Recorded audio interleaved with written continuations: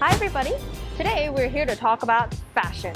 It's one of my favorite topics, and even if you're not particularly into clothes, it's an integral part of our lives, from the pajamas you wear to the clothes you pick out to take Instagram pictures with your friends. But there's always these few pieces that are lying around in our closet, and there's three things that you might possibly do with them.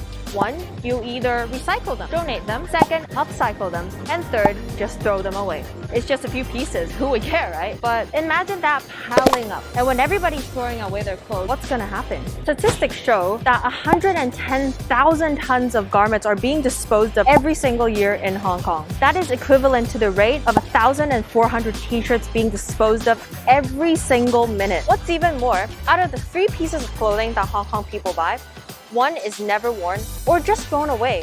Imagine how much waste that is. This just shows that fashion sustainability has yet to be reached in Hong Kong. In this video, we're going to take you through some of the initiatives that stakeholders are taking to address this problem. Before fast fashion, everybody was concerned more about the quality of their clothes and how many years they could wear them for. But that all changed when fast fashion came around. Take H&M as an example. H&M is a household name that everybody knows. Did you know that H&M churns out new clothes every week? That's the equivalent to 52 new seasons a year. Over the last few years, H&M is starting to be more conscious about its carbon footprint. And as a result, we're starting to see a lot more green initiatives implemented by them. Let's go take a look. Their first and most recent, the Bottle to Fashion project, essentially converts plastic bottles into clothing. They teamed up with Danone Aqua, an Indonesian bottled water company, for the project, transforming plastic bottle waste from across the islands of Indonesia into recycled polyester. In 2021, Bottle to Fashion collected and recycled over 7.5 million bottles, which was more than double the amount from last year. How does this look? Oh, pretty good. Let's see what it's made of.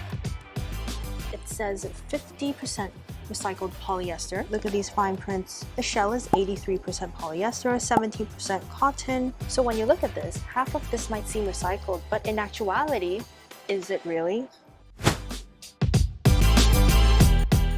H&M has made a huge contribution to fashion sustainability around the world. They've been able to do this through their garment collection program, which rolled out globally in 2013. This is a project that allows customers to donate their old garments in exchange for a voucher. H&M collected 18,800 tons of unwanted clothing and textiles throughout their garment collection program. That's the equivalent of 94 million t-shirts. Let's take a look what's actually inside. Bit of pajamas. I see a lot of patterns. I actually just spoken to one of the sales associates, and he's told us that 2 to 3 bags of garments get sent out of here every single day to a recycling plant. Valued at over $13.2 billion, Zara is present in 96 markets and is H&M's direct competitor in fast fashion. With sustainability as one of its core values, Zara is a dominant player within the green market, spearheading a multitude of initiatives towards fashion sustainability. Their designers react just as instinctively to green opportunities as they do design trends. One of their more recent initiatives is the collaboration with LanzaTech, a tech startup with the sole objective to bring about a post-pollution future. Zara partnered with LanzaTech to develop technologies to convert carbon emissions into ethanol, a key component to making polyester. This project is a fantastic demonstration of the synergy between fashion and technology to reduce carbon emissions into the atmosphere. On the other hand, similar to H&M, Zara has a garment collection program, allowing for customers to donate any kind of clothing, household linens, footwear, accessories, and even jewelry. However, when we visited the store, their sales associates informed us that the initiative had been suspended in Hong Kong for a number of months already due to the pandemic. We are curious why Zara isn't able to continue this program since H&M's garment collection has not been affected and is still in operation. Regardless, Zara has made tremendous contributions and has a bright future ahead in the green fashion industry, having promised to reach net zero emissions by the year 2040. Now that we've looked at some of these initiatives done by H&M and Zara, some of the biggest names in fashion, let's have a look at how effective these initiatives really are. Undoubtedly, H&M and Zara have undertaken a lot of costs doing these initiatives. Of course, nothing comes cheap. But let's look at some of these costs. The first one is financing the operations and the logistics, marketing these initiatives, educating the public with human resources as well as their employees, research and development costs, and we also have obviously material costs. Despite being costly, these global initiatives towards sustainability are highly beneficial. They help brands position themselves with a better corporate image as more customers expect brands to fulfill their social responsibilities. Also, ESG has become an increasingly important factor that affects businesses and investors' success. The benefit of pursuing sustainable operations indirectly leads to higher profits and sales volumes, since companies performing on ESG practices have been proven to have better financial growth, cost reduction, and added brand value. So we just spoke to somebody at YSL. They prefer not to be on camera. They actually use recycled leather, some of their leather products. Who knew? Do you guys remember the 2018 Burberry scandal? They destroyed 28 million euro worth of unsold goods in 2017. According to the World Resources Institute, it takes up to 2,700 liters of water to produce one t-shirt, and it could take up to 200 years to dissolve them in the landfill. I work for LVMH. Here's what my manager told me. She said they are in an extremely difficult position. It is essential for them to maintain an exclusive and scarce image, meaning that they have to phase out old collections and introduce new collections every season, and they cannot sell their unsold items at a huge discount or donate them to the needy. Let's take a closer look at LVMH, the world's largest fashion conglomerate. The group is highly transparent about its environmental impacts. It revealed that it released 150 metric tons of CO2 in its fashion and leather goods sector in 2020. To give you an idea, 50 trees must grow for 1 year in order to offset 1 ton of CO2 emission. Life 360 is their major sustainability initiative. The Environmental Development Director said that the luxury business model is closely adjusted to the demand. They use complex business intelligence tools to analyze store data in order to accurately predict product demands to minimize textile waste. They deploy a very tight, skillful inventory planning right from the beginning, resulting in manufacturing only what will be sold. One of their solutions is to sell the unsold stock. LVMH partnered with a charity to donate clothes to the less privileged who are looking for employment. At the same time, the luxury giant is also looking at options like upcycling. They also donate unused textiles and uniforms to charities. Fendi uses recycled polyester to make its iconic baguette bags.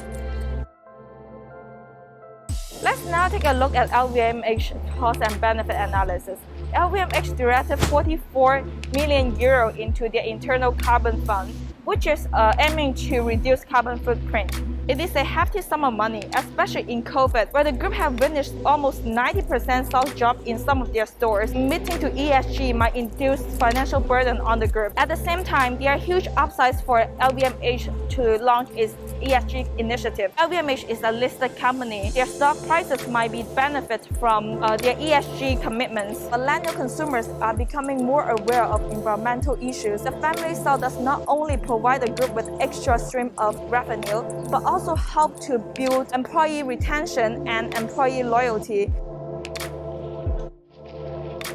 Last but not least, France just introduced an anti-waste law, barring fashion brands from throwing away excessive textile waste. Luxury houses need to be more careful with their stock management. It is promising that we'll see a future where sustainability in luxury industry become prevalent.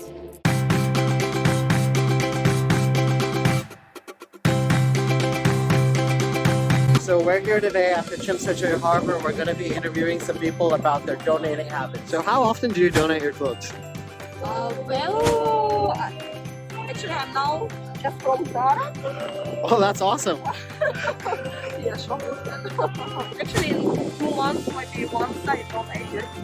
How many organizations do you know of that accept donated clothing here in Hong Kong? Usually I go to H&M, this is what I do, because I'm not from here. And I do believe in research on the internet, you can find some other places.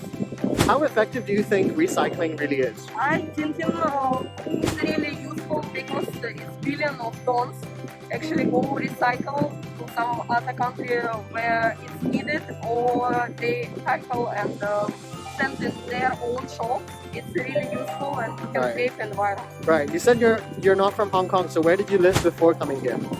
I used to live in Malaysia and there was much easier. People can come and collect your stuff. It costs you nothing. You just prepare it, they will come and take it. Oh, that's so cool. I wish we had that in Hong Kong. Thank you so much for speaking with me. Yeah, no problem. Okay. Bye. We conducted a survey about people's sustainable habits and received a total of 63 responses. Almost half our respondents were students and the other half employed full-time. 63% of respondents said they purchase clothes only once or twice in a month, to which most of them stated they wear their clothes for over 2 years. A significant portion of our respondents said they donate their clothes as opposed to discarding them, with over half of them even upcycling. Furthermore, the pandemic has led to a reduction in frequency of purchasing new clothes. Having done this survey, we were able to conclude that not many people are actually aware of how effective recycling or upcycling really is, and 50% of them are not aware of organizations besides H&M that accept donated clothing. This survey tells us that there's still a lot of room available to further educate the public. Textile waste in Hong Kong has doubled in the last decade, with nearly 400 tons of textile waste end up in landfills a day. We spoke to the Director for Environmental Protection Department, Dr. Olive Lee. She informed us that the government has taken active measures to enable green living to take root at the community level, primarily through the promotion of overall waste reduction through education and at the same time assisting local communities in the collection of various recyclables, including waste textiles. Dr. Lee mentioned the Environmental Protection Department initiated a second-hand exchange platform to boost a circular fashion economy. Furthermore, the department has established a community recycling network. The recycling stations encourage public participation in waste separation for recycling and for reusing. These stations have collected about 92.1 tons of used clothing for reusing since 2015. In 2021, they collected about 3.5 tons. The government plays its part in sustainability by being a source of funding for various initiatives. Its recycling fund has been arranged to assist in upgrading operational capabilities and efficiency of the recycling industry. The public may also apply for funding under the Environment and Conservation Fund for providing reusing, recycling, or upcycling outlets for used clothing. It seems to be clear the government aims for a more circular economy by encouraging NGOs and the public's participation, which the government supports by providing funding mechanisms. Thanks to Dr. Lee's insight, we now understand that the government is not the only entity that should be tackling this challenge. It is our collective responsibility to work together to foster an environment-friendly culture of use less and waste less. It isn't just the big fashion brands in the government who are making efforts to alleviate textile waste in Hong Kong. There are several non-profit organizations dedicated to sustainability in clothing. Take Redress as an example. They are a charity in Hong Kong who focuses on sustainability within the fashion industry. They aim to raise awareness on fashion waste. One of their initiatives is a fashion competition called the Redress Design Award. Participants are first trained over the course of a few months on sustainable design theories, and then for the competition they are tasked with creating clothes out of textile waste. After the show, the winners will be given various amounts of prize money that they can use to further their careers. Secondly, they have this recycling program. They have collection boxes placed within partnered fashion retail stores where people can donate their unwanted clothes. Redress is involved with the sorting of these clothes in order to sell them at second-hand clothing stores. For example, the Redress Closet in Sham Shui Po. The success of this is demonstrated in their sales of the donated clothes in 2019, which hit around $1.2 million. This was a huge increase from their sales in 2018, which was only around $740,000. That's an increase of 67.5%. Let's look at the cost and benefits. Their 2019 fashion show accumulated $10.2 million in expenses. However, they only received $4.1 million in government grants. The Take Back program also requires a time-consuming sorting process which demands lots of manpower in order to ensure the quality of the donated clothes. It is heavily reliant on public participation. Furthermore, they accrue yearly administrative expenses in 2019, which was around 2.5 million Hong Kong dollars. On the other hand, the benefits might just outweigh the costs. Their fashion design competition allows them to guide and nurture future fashion designers to incorporate sustainability into their collections. Their take-back program, which allows them to collect second-hand clothes for resale, promotes better spending habits in consumers and shows them that sustainability is neither too difficult nor expensive. They are able to gain grants from the government for their projects, which makes up a huge portion of their income, as well as donations from other organizations and individuals. As an alternative, Redress could collaborate more with green-conscious influencers. That way they would be able to reach a wider audience as well as cut down on advertising expenses. Currently, because of the pandemic, all of their physical stores are now closed. By building an online platform, consumers will be able to buy second-hand clothes from their online store. This way they can continue to accumulate funds for their project. Another key player is the Salvation Army, an international Christian church and charity dedicated to spreading their faith and helping those in need. Being one of the largest charitable organizations in the world, they received over 5,000 tons in donated goods and clothes from their 211 collection points in Hong Kong. These donations are then sold at the Salvation Army family stores. Financially speaking, the Salvation Army's expenses in 2019 was over $828 million, 63.7% of it coming from staff costs. The recycling program itself cost them around $49 million. This is to be expected due to their large number of proceeds. The efforts poured into the recycling program generated $93 million in 2019, making up 9.8% of their income. These proceeds will be able to fund their charitable initiatives within the organization and keep it self-sustainable. Recycling is not the end-all be-all for fashion sustainability. To truly make a difference, we need to rethink every single stage of the life cycle of a piece of clothes by engaging innovative technology. As consumers, this is not something we really think about. So today we'll be taking you behind the scenes and introducing you to the Hong Kong Research Institute of Textile and Apparel. Established in 2006, HKRITA is funded by the Innovation and Technology Commission of the HKSAR government and the Polytechnic University of Hong Kong. They are the only R&D research center for clothing and textile, specializing in applied research, technology transfer, and commercialization. With efficient research and an extensive network of supply chain partners, HKRITA has been able to revolutionize the green market and thus bring benefit to society as a whole. We interviewed Mr. Ryan Wong, the Business Development Manager from HKRITA, to get some insider insights. What are some of the most recent developments or initiatives towards fashion sustainability that HKRITA is involved with? We have some big news about the green machine. Based on the technology, hydrothermal system are able to separate the blend fabric, cotton and polyester, using a very benign chemical to decompose the cotton from the blend fabric, and then we can harvest the intact polyester fiber. We got that project about 5 to 6 years ago. We got a very small lab scale. These few years, we try to scale up. We have the first prototype and set up last year in Indonesia. That machine can process about 1.5 tons textile waste per day. As you can imagine, what you can collect is a very wide range. What we are trying to do is to solve different points of the recycling process. Second development is about the G2G system.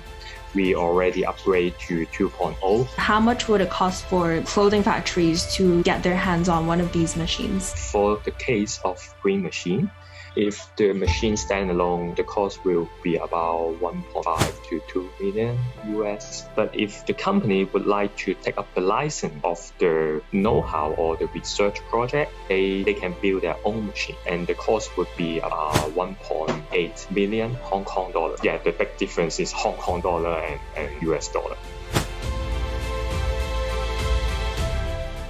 What do you think the long-term objectives of your organizations are? And our ultimate goal is closed-loop recycling.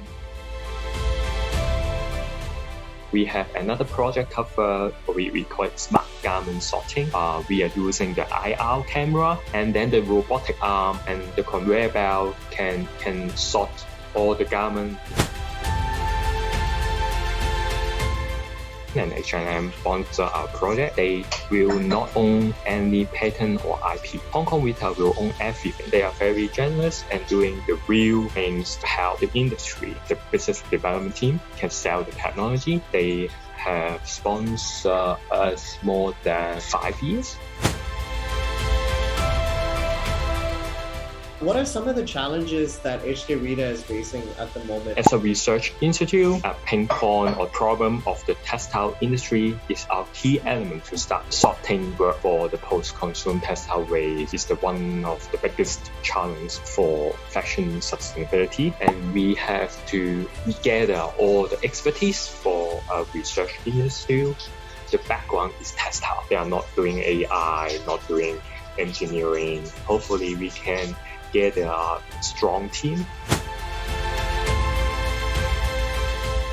Has there been any initiatives that are directed towards the public? We can do the education like G2G. We put the G2G in the mills, even the shopping mall or some banks. Thank you so much for your time and for your insight. Welcome. Thank you so much. We really appreciate it. In 2022 to 2021, HKRITA incurred 42.2 million in operational expenditure, 59.2 in research and development expenditure. They started 22 new projects and accumulated 58 new projects with an average of 87.5 million per project. The research effort translated into an average client saving at 12%, with average client revenue growth at 9%.